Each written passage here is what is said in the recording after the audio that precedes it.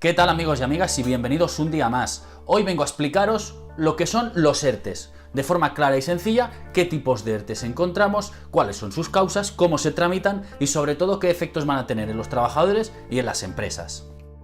Ahora bien, tengo que decir que anteriormente ya existía una regulación, ahora obviamente ha salido a la luz los ERTEs por fuerza mayor debido a la situación que estamos viviendo, pero el procedimiento tanto de despido colectivo, los denominados ERES, como expedientes de regulación temporal de empleo, ya existían. Y creo necesario hacer 4 notas, explicaros brevemente lo que es un ERE. Procedimiento de despido colectivo. En el momento que afecta a un umbral de trabajadores, ya no se hacen despidos individuales, se inicia un procedimiento colectivo en el cual existe una negociación entre la empresa y los representantes de los trabajadores, puede llegar a buen puerto, puede ser que no, y luego se procede al despido colectivo. Y ya pasando a la materia, vamos al ERTE, expediente de regulación temporal de empleo. ¿Qué causas y qué tipos podemos encontrar? Respecto a los tipos, hay dos. Uno que sería el suspensivo y el otro el de reducción de jornada. Así las cosas, podemos aplicar uno u otro o los dos a la vez. Suspensivo. Se trata que, debido a las causas que ahora explicaremos, tenemos que paralizar la relación laboral. Es decir, ni el trabajador prestará servicios ni la empresa pagará. En este caso, se suspende el contrato, como el propio nombre indica, y el trabajador se va al desempleo, al paro. Por otro lado, tenemos los de reducción de jornada. Es decir, el trabajador continuará prestando servicios, pero por un tiempo inferior. Puede ser que se reduzcan un 30, un 40, 50, depende. A partir de ahí, cada empresa decidirá cómo reduce la jornada. Puede afectar a la totalidad de los trabajadores, puede afectar parcialmente. Quiero decir que la suspensión del ERTE no tiene por qué conllevar que todos los contratos se suspendan, y en cuanto a la reducción de jornada, en el mismo sentido. Y vamos con un ejemplo. Pongamos que tenemos una empresa con 20 trabajadores. Hemos reducido la facturación, hemos reducido la carga de trabajo, el volumen de ventas a la mitad. Vamos haciendo números, nos sobran 10 trabajadores. ¿Qué podemos hacer? Pues aplicando un expediente de regulación temporal de empleo, o bien suspendemos 10 contratos de trabajo y los enviamos al paro, o de los 20 que tenemos, le reducimos el 50% de la jornada a todos ellos para que no les afecte de forma plena a ninguno. Entonces tenemos a 20 trabajadores a media jornada. Al final la fuerza productiva será la misma. Una vez dicho esto, a partir de aquí obviamente cada empresa decide si aplica una suspensión o una reducción. ¿Es posible combinar estas? Sí. Sabiendo los tipos, ya podemos hablar de las causas. ¿Qué motiva un expediente de regulación temporal de empleo? Pues tenemos dos. Por un lado estarían las causas económicas, técnicas, organizativas y productivas, que también se utilizan de cara a despidos y que tienen que ver pues con la producción, con la venta de los productos, con la organización del trabajo. La empresa se encuentra en una situación que es temporal, que no es definitiva, porque si no nos iríamos al ERE, a un despido, y decide poner a suspensión o reducir los contratos durante un tiempo determinado, X. La diferencia principal con el ERTE por fuerza mayor, que es el siguiente, es que se exige una negociación y se tienen que acreditar unas causas por la empresa a los trabajadores, y luego, en cualquier caso, si alguien no está de acuerdo, ese procedimiento se puede impugnar vía judicial. Los trabajadores pueden no estar conformes con las causas. Ahora, el ERTE por fuerza mayor, por contra, se trata de una situación que es ajena a la voluntad de la empresa. Pongamos por ejemplo, la situación del estado de alarma. El estado de alarma genera una causa de fuerza mayor. Por otro lado, podría ser, por ejemplo, el incendio de tu empresa. Tú tienes una pequeña empresa y existe un incendio.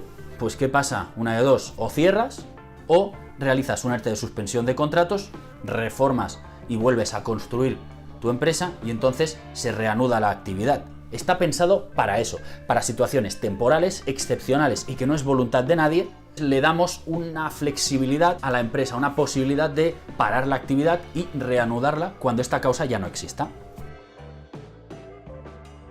Ya sabiendo los tipos y las causas que motivan el ERTE, vamos a el procedimiento. En este caso, ¿cómo se inicia? Se solicita a la autoridad laboral de tu comunidad autónoma. En esta solicitud lo que tienes que explicar o lo que tienes que enviarles es un listado de los trabajadores afectados y cómo va a afectarles. Si es suspensivo o si es de reducción de jornada. Si es suspensivo tienes que exponerlo, si se reduce la jornada tendrás que identificar qué porcentaje de jornada dejas o reduces. En segundo lugar, una memoria explicativa. La memoria explicativa no deja de ser un documento donde pones qué tipo de empresa eres, a qué te dedicas y básicamente cómo te afecta esta situación a tu sistema de producción o de ventas. Si no tienes proveedores, si tus clientes se han cerrado a consecuencia de esto. Toda la motivación que tú creas y consideres se tiene que poner en esta memoria explicativa de cara a justificar el ERTE por fuerza mayor. En tercer lugar, tienes que aportar todos los medios de prueba que consideres necesario. Pongamos, por ejemplo, que tu empresa es de hostelería. La hostelería, como sabéis, ha sido afectada directamente, o un gimnasio, por ejemplo, que es de los afectados directamente y tienen que cerrar. Entonces, en este apartado, tú aportarás toda la documentación que creas necesaria para acreditar que te encuentras dentro de las actividades afectadas directamente por el Real Decreto del estado de alarma. Por lo tanto, tú enviarás toda la documentación que creas necesaria para acreditar que estás dentro de estas actividades. Luego, indirectamente, hay muchas empresas que no están en el listado, sin embargo, pues también se ven afectadas, como ya os he dicho, por los clientes, por los proveedores. Entonces, en este apartado también tendrás que constatar esta situación. La documentación aquí, a imaginación de cada uno, lo que se crea necesario. Una vez enviada la solicitud, lo comunicaremos a los trabajadores. Se comunica a sus representantes, en el caso de existir, y si son empresas más pequeñas que no gozan de este tipo de representación, se tiene que comunicar de la forma que sea. Es posible que muchos de vosotros hayáis recibido un WhatsApp, un correo electrónico, entonces os preguntaréis si es correcta esta forma de comunicároslo. Y la verdad es que sí, se ha previsto que se tiene que hacer el intento de comunicarlo, sea como sea, porque es posible que a partir del día 14 de marzo la empresa haya cerrado y todos estéis en casa. No se os puede entregar personalmente. ¿Cuánto va a durar esto? Pues lo que dure el estado de alarma. Si se prorroga el estado de alarma, se prorrogarán los ERTEs y su duración. En cuanto a los efectos, desde el momento del hecho causante. En este caso es el estado de alarma, por lo tanto, desde esa fecha tendrá efectos el ERTE. Se puede aplicar retroactivamente. Si lo pedimos el día 20, solicitaremos que la fecha de efecto sea desde el 14, que es el momento en que el Estado decretó la alarma. Una vez hablada la duración, los efectos, tenemos que ver cómo nos afecta tanto a los trabajadores como a la empresa. Sobre los trabajadores, ¿cómo os afecta? ¿Qué pasa? Como ya os he dicho, si es suspensivo, os iréis al desempleo. Entonces las preguntas típicas son: ¿qué necesito para poder acceder a esta prestación? ¿Cuánto me va a durar? ¿En qué cuantía? ¿Cómo lo pido? Vamos a empezar por el número 1. ¿Qué necesitas para acceder a esta prestación por desempleo? Pues verte afecto por un ERTE por fuerza mayor. El Real Decreto 8/2020 modifica la ley y exigía antes de esto una carencia, es decir, haber cotizado durante un tiempo a la Seguridad Social, y eran 360 días. Esto lo han eliminado para que todo el mundo pueda acceder si se ve afectado por la fuerza mayor. El periodo de duración, lo mismo que dure el ERTE y por consecuencia lo que dure el estado de alarma. Si se prorroga, tú tendrás derecho a esta prestación. A colación de esto, me diréis que, o pensaréis muchos, que es un problema porque se os está consumiendo el desempleo que ya teníais generado. Hay mucha gente que, por ejemplo, tiene trabajos temporales, son fijos discontinuos, entonces vais generando desempleo y hay parte de vuestra vida laboral que no trabajáis y tenéis que tirar del desempleo. Entonces pensáis: ostras, se me está reduciendo. Pues mirad, no, esto también se modifica y lo que se dice es que el tiempo consumido por este estado de alarma y por este ERTE no se os va a descontar de lo que ya teníais generado a las espaldas. Perfecto.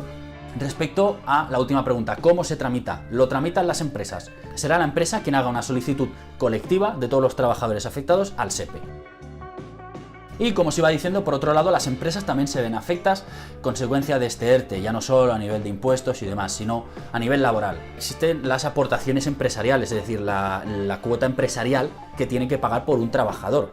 Normalmente en los ERTEs, cuando se suspenden los contratos o se reducen en su porcentaje, hay que pagar esta cuota empresarial. Sin embargo, el Real Decreto 8/2020 lo que dijo es que existe una bonificación a cero. Quiero decir, no tendríais que pagar ningún tipo de cotización ni cuota empresarial si vuestra empresa es de menos de 50 trabajadores. Si es de 50 o más, lo que tenemos es una bonificación del 75%, por lo tanto pagaríamos el 25% restante, que también es una cuantía importante, sobre todo teniendo en cuenta el volumen de trabajadores que tienen que tener estas empresas. Hasta 50 trabajadores, cero. Si tienes 50 o más, tienes que pagar el 25%.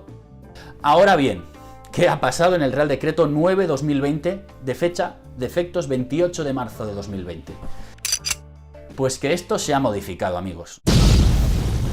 Sí, como lo oís. Es decir, el día 14 se decreta el estado de alarma, realizamos toda esta serie de bonificaciones para desempleo y de cotizaciones de un trabajador de cara a la empresa y el 28 lo quitamos. Por lo tanto, ¿hasta cuándo tiene efectos estas dos ventajas que os he dicho? Pues los ERTEs presentados entre el 14 y el 27 de marzo de 2020. Yo la verdad es que tengo que decir que para mí esto es una vergüenza. ¿Por qué? Porque esto no deja de ser un castigo a aquel autónomo que ha decidido aguantar. Y me explico. Pongamos, por ejemplo, que tenéis una pequeña empresa que se dedica a publicidad, marketing, no lo sé, algún tipo de prestación de servicios que, aunque hayáis visto reducido vuestro trabajo, decides continuar. Y me refiero a cualquier tipo de empresa, da igual, cualquiera. En este caso, esta empresa decide tirar para adelante. ¿Y cómo ha decidido tirar para adelante? Probablemente el dueño de la empresa haya renunciado a su salario, como muchos estáis viendo por redes sociales, tirando de ahorros, despatrimonializando la empresa, incluso pidiendo préstamos para continuar con esa actividad y no parar. Pongamos que el estado de alarma, como hasta ahora, dura hasta abril, hasta mitades de abril. Pero, como puede ser en el caso de Italia, se decide prorrogar un mes o dos más. Entonces, el empresario se tiene que replantear, ostras, si he aguantado un mes, no puedo aguantar 2 meses más, cierro la empresa, suspendo los contratos y aplico un ERTE, que para eso, por fuerza mayor, que para eso se ha previsto, y veo que hay ciertas bonificaciones tanto para mí como para mis trabajadores, es decir, no dejo desprotegido a nadie. Pues bien, tal y como se redacta en el Real Decreto 9/2020, estas ventajas ya no están. Es decir, ahora será más difícil, o digamos, estas ventajas, estas bonificaciones que se habían propuesto por el gobierno, ya las hemos quitado. No sé, sinceramente, si todo el mundo es consciente de ello, si las empresas son conscientes, y espero que aquellas empresas que hayan decidido continuar no se vean en la necesidad de presentar un ERTE. Porque si no, ya os digo que esto puede ser desastroso.